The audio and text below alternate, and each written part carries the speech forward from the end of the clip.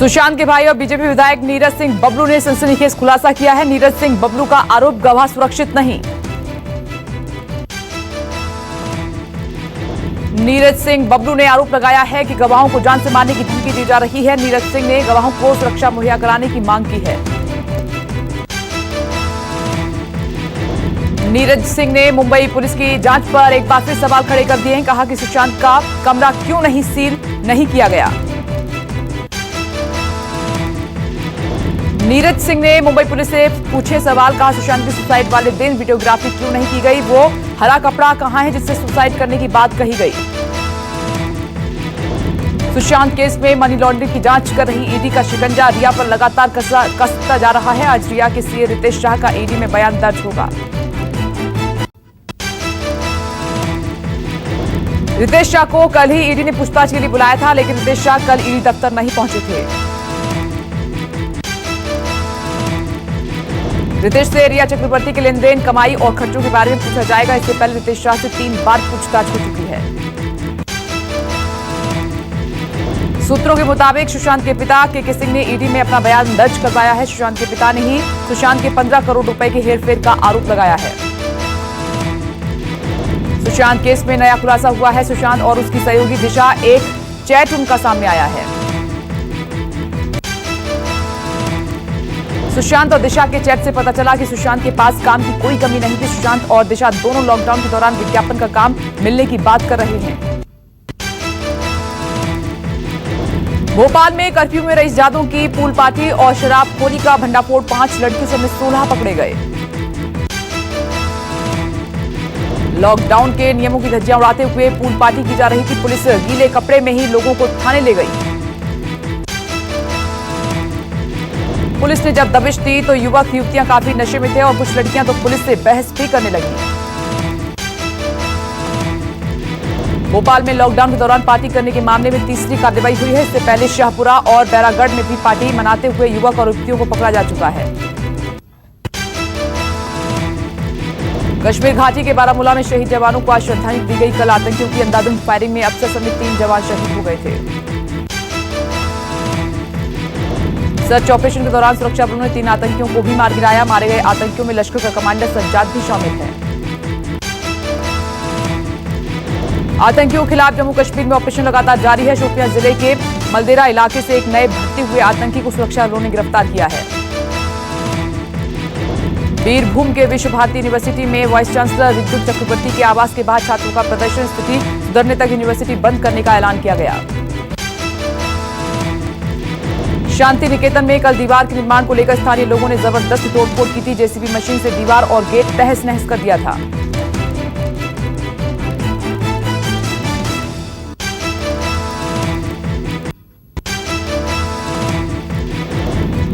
Supreme court ने PM cares fund को NDRF में ट्रांसफर करने की मांग खारिज की है। सुप्रीम कोर्ट ने कहा कि किसी नए एक्शन प्लान की आवश्यकता नहीं है। सुप्रीम कोर्ट ने अपने फैसले में कहा है कि प्रधानमंत्री नरेंद्र मोदी केयर्स फंड भी चैरिटी फंड ही है, लिहाजा रकम ट्रांसफर करने की जरूरत नहीं है। तुर्की के राष्ट्रपति रेसेप तैयप एर्दोगन की पत्नी से मिलने की वजह से विवादों में घिरे आमिर खान। कल सोशल मीडिया पर आमिर की तस्वीरें वायरल हुई। आमिर खान के पुराने बयान पर कंगना रनौत ने घेरा है। आमिर खान का इंटरव्यू शेयर करते हुए निशाना साधा। कहा कि ये तो कट्टरपंथी है। आमिर खान इन दिनों अपने अपकमिंग फिल्म लाल सिंह चड्ढा के लिए तुर्की में है। तुर्की भारत विरोधी रहा है। ऐसे में आमिर का तुर्की के राष्ट्रपति की पत्नी से मिलने पर भारत में विरोध हो रहा है।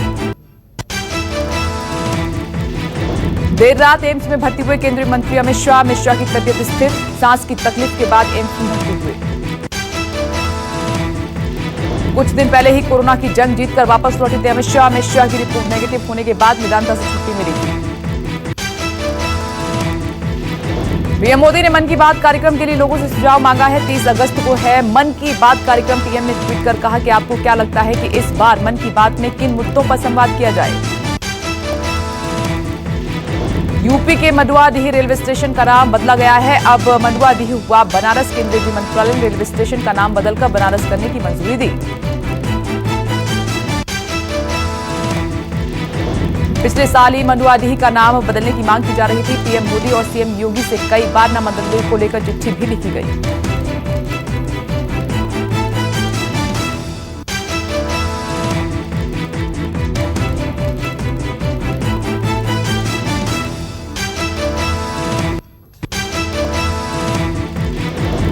देश में कोरोना का कहर लगातार जारी है। संक्रमितों का आंकड़ा 27 लाख के पार हो चुका है। करीब 52,000 की मौत हो चुकी है।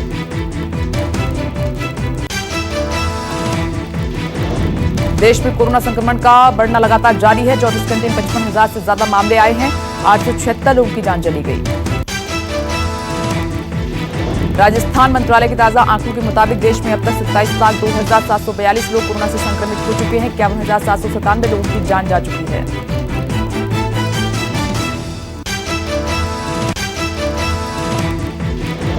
और इस बीच राहत की खबर, रिकवरी रेट भी बढ़ा है। 19,77,780 लोग कोरोना वायरस के संक्रमण से ठीक हो चुके हैं।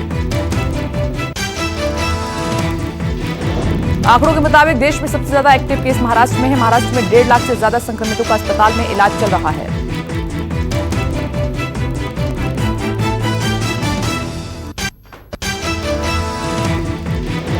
यूपी में मानसून सत्र से पहले चिंता की खबर, विधानसभा के 20 कर्मचारी कोरोना पॉजिटिव हुए।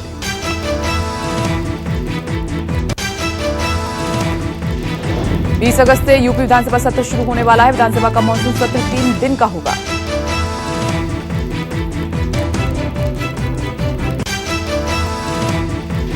मानसून सत्र से पहले सभी विधायकों और विधानसभा के सभी कर्मचारियों का कोरोना टेस्ट कराने को कहा गया है और करीब 600 लोगों के टेस्ट करवाए गए थे।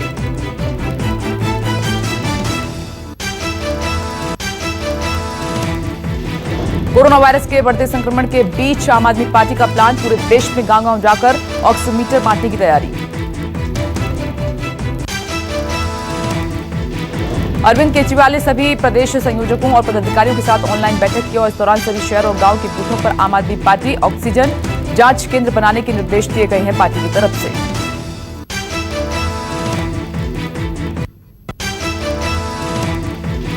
दिल्ली डिजास्टर मैनेजमेंट अथॉरिटी की बैठक आज। दिल्ली में होटल, जिम, साप्ताहिक बाजार खुलने पर होगा फैसला। दिल्ली डिजास्टर मैनेजमेंट अथॉरिटी की बैठक में उपराज्यपाल अनिल बैजल और मुख्यमंत्री अरविंद केजरीवाल समेत सभी आला अधिकारी मौजूद होंगे। दिल्ली में कोरोना संक्रमण पर भी होगी बात। पिछले महीने सीएम केजरीवाल ने साप्ताहिक बाजार और होटल खोलने की घोषणा की थी, लेकिन उपराज्यपाल अनिल बैजल ने दिल्ली सरकार का यह फैसला पलट दिया था। काम की तलाश में फिर दिल्ली लौटने लगे श्रमिक। दिल्ली लौटने वालों का हो रहा है कोरोना टेस्ट। सोमवार को आनंद विहार में दूसरे राज्यों से बहुत सारे श्रमिक वापस लौटे हैं। सभी का दिल्ली में आने पर एंटीजन टेस्ट किया जा रहा है। तकरीबन 500 से 600 लोगों की रोजाना एंटीजन टेस्ट से जांच की जा रही है, जो कि नेगेटिव है और उन्हें आने जाने दिया जा रहा है और पॉजिटिव आने वालों को अक्षरधाम के क्वारंटीन सेंटर में भेजा जा रहा है। दिल्ली में कोविड-19 के 787 नए मामले सामने आए हैं। 18 और मरीजों की संक्रमण से मौत हुई है। दिल्ली में मृतकों की संख्या बढ़कर 4,214 हो चुकी है और कोरोना का कुल केस 1,53,000 हो चुके हैं।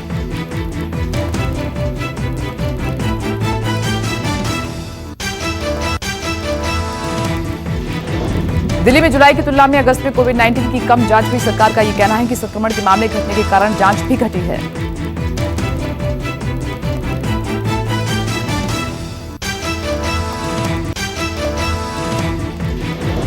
भारत में 6 राज्यों के लिए 24 घंटे में राहत की खबर। अरुणाचल प्रदेश, हिमाचल प्रदेश, मेघालय, मिजोरम, नागालैंड और सिक्किम में पिछले 24 घंटे में कोरोना का एक भी केस नहीं, एक भी मौत नहीं।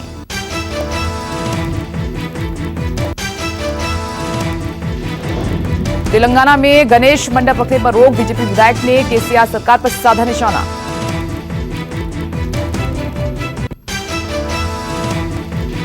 बिहार में 6 सितंबर तक बढ़ाया गया लॉकडाउन। केंद्र सरकार की गाइडलाइंस का होगा पालन।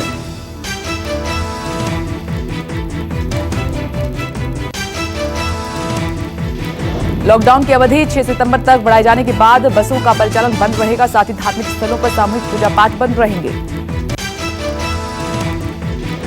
बिहार में स्कूल कॉलेज बंद रहेंगे, shopping mall, cinema hall, theatre भी बंद रहेंगे। रेस्टोरेंट में बैठकर खाने की अनुमति नहीं होगी, हालांकि खाना पैक कराकर आप ले जा सकते हैं।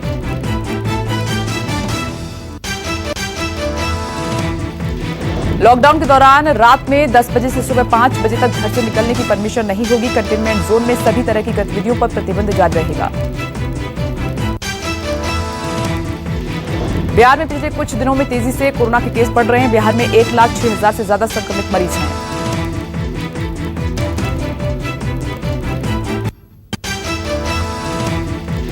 भारत में कोरोना की टेस्टिंग 3 करोड़ के पार हुई। डेथ रेट घटकर 1.93% हुआ।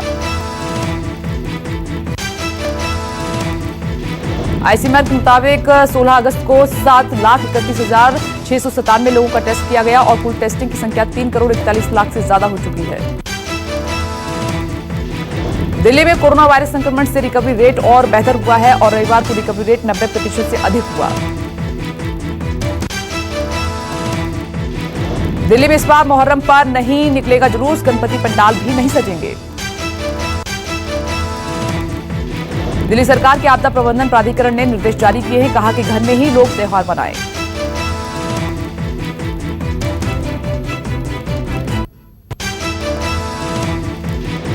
लखनऊ के केजीएमयू में प्लाज्मा बैंक शुरू, कोरोना पीड़ितों को मिलेगी नई जिंदगी। कोरोना रोगियों के लिए राहत की खबर, प्लाज्मा डोनेशन करने के लिए प्रशासन ने उन लोगों से अपील की है जो अब कोरोना की जंग जीत चुके हैं। उत्तर प्रदेश की गवर्नर आनंदीबेन पटेल ने वीडियो कॉन्फ्रेंसिंग के जरिए प्लाज्मा बैंक का उद्घाटन किया। राज्यपाल आनंदीबेन पटेल ने कहा कि कोरोना काल में प्लाज्मा थेरेपी कारगर है। यूपी में कोरोना के 4,454 नए मामले, इलाज के बाद अब तक 1 लाख से अधिक लोग ठीक हो चुके हैं। मध्य प्रदेश में 24 घंटे में कोरोना के 1,000 से ज्यादा केस सामने आए। राजस्थान में 24 घंटे में कोरोना के रिकॉर्ड 1300 केस आए हैं। रूस में तैयार वैक्सीन का पहला बैच तैयार। रॉयटर्स के मुताबिक अक्टूबर से 1 महीने पहले यानी कि सितंबर में ही लोगों को वैक्सीन मिलने लग जाएगी। अमेरिका में एक दिन में 522 से ज्यादा मौतें, ब्राजील में 22,000 नए मामले, दोनों देशों में कुल 89 लाख संक्रमित हुए। न्यूजीलैंड में कोरोना की वापसी, कोरोना संकट की वापसी के बीच न्यूजीलैंड में अक्टूबर तक चला आम चुनाव।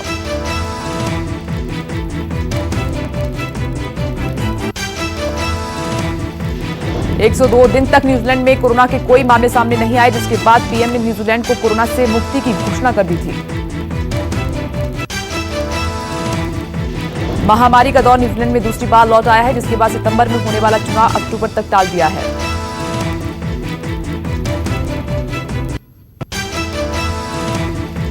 दिल्ली के एलएनजेपी अस्पताल में 800 सीसीटीवी कैमरे इंस्टॉल किए गए हैं। कोरोना मरीजों की हो रही है लाइव मॉनिटरिंग। एलएनजेपी अस्पताल दिल्ली में 2000 बेड्स के साथ कोरोना का इलाज करने वाला सबसे बड़ा अस्पताल है। अस्पताल में अब हाईटेक कंट्रोल रूम बनाया गया है। अस्पताल के कंट्रोल रूम में बड़े आकार की टीवी स्क्रीन की मदद से सीसीटीवी कैमरे की लाइव फीड को 24 घंटे देखा जा सकता है। पारदर्शिता के लिए कैमरे इंस्टॉल किए गए हैं। 2 दिन पहले शुरू हुई वैष्णो देवी की यात्रा को लेकर भक्त खुश हैं। कोरोना गाइडलाइंस का पालन करते हुए कर रहे हैं दर्शन। वैष्णो देवी की यात्रा रविवार से शुरू हुई है। रोज 2000 भक्तों को दर्शन की इजाजत दी गई है।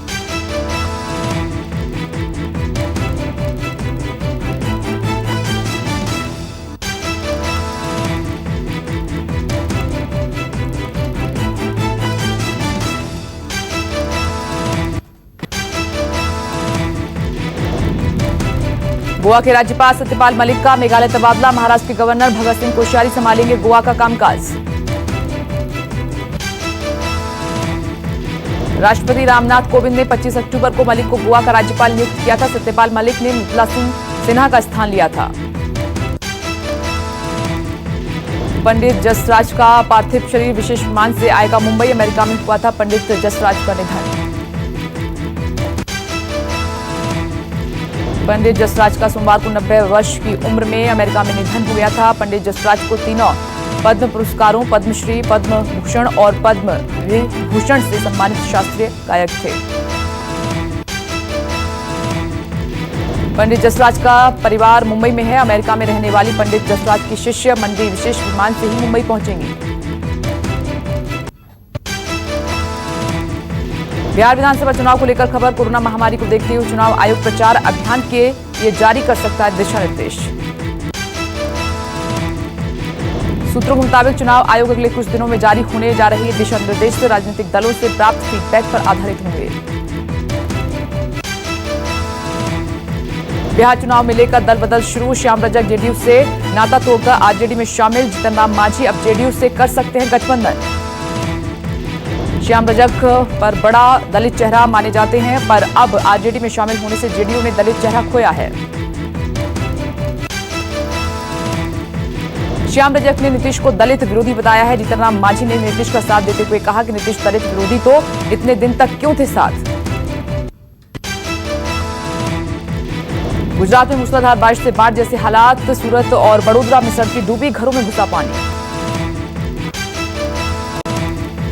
मौसम विभाग ने 3 दिन तक वडोदरा में भारी बारिश होने की चेतावनी जारी की है। मौसम विभाग के इस अलर्ट के बाद वडोदरा में बाढ़ का खतरा मंडराया। सूरत की सड़कों पर कई फीट पानी भरा हुआ है। जनजीवन अस्त व्यस्त। निचले इलाकों से लोगों का रेस्क्यू जारी।